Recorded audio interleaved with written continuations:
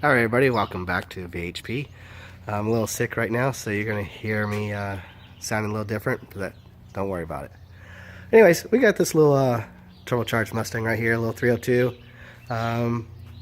It came in for a little bit of a noise and not running correctly, so took the valve cover off to see if maybe the rocker came loose or what's going on. Did a compression test, saw that one cylinder number 3 is completely dead. It was 0, while the other ones were pretty good on this side, mostly 160. One was 165, and then we had that one dead cylinder.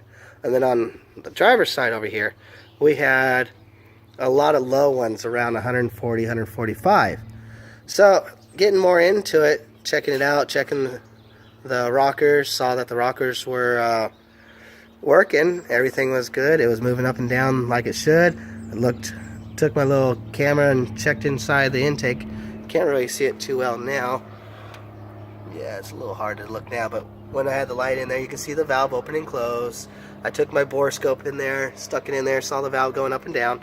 But then checked the bore scope through the spark plug side and saw that there's quite a bit of shiny stuff and a gouge in one of the pistons. That was just one piston that we noticed. So we decided we're just going to pull the motor, take a look at it, and go from there, see what kind of damage. If it was just barely nicked, then we'll probably reuse it, clean up the piston and just reuse it. Or if it's gouged pretty good, we're just going to refreshen this motor, put new pistons in, and go from there. We're going with, we're going to aim for about 500 horsepower with this little setup here. It's just got an On3 performance turbo, 70 mil, just the stock kit for 1,500 bucks. You can't go complain. These kits will easily do 500 horsepower, even on stock setups. A little more, you have to turn it up a little bit more to get it, but with stock intakes and stock parts, it's easily. But this setup here has the Holley intake. It has Edelbrock heads. They're 170 heads, 60 cc chambers, I believe.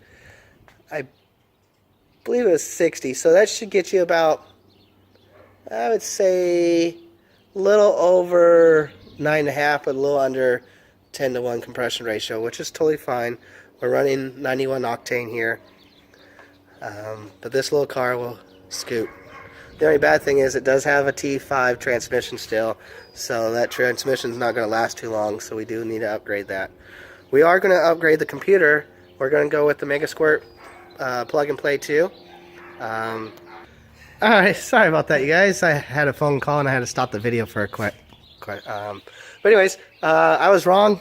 I was just told by the owner that this does have a T56. I thought it was a T5.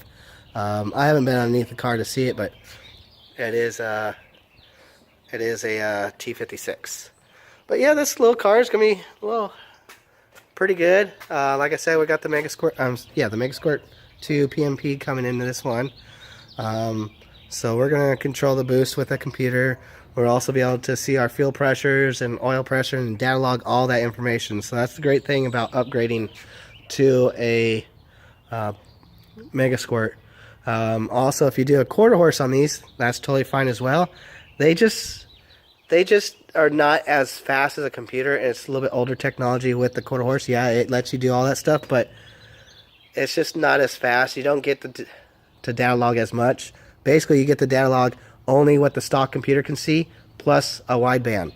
And the way you do with the wideband is you disconnect your EGR valve, depin one of the pins for the EGR valve to your wideband into it, and then you'd go in the computer and tell it, hey, this is EGR valve's turned off, and we have the wideband is connected to that pin, and so on and so on.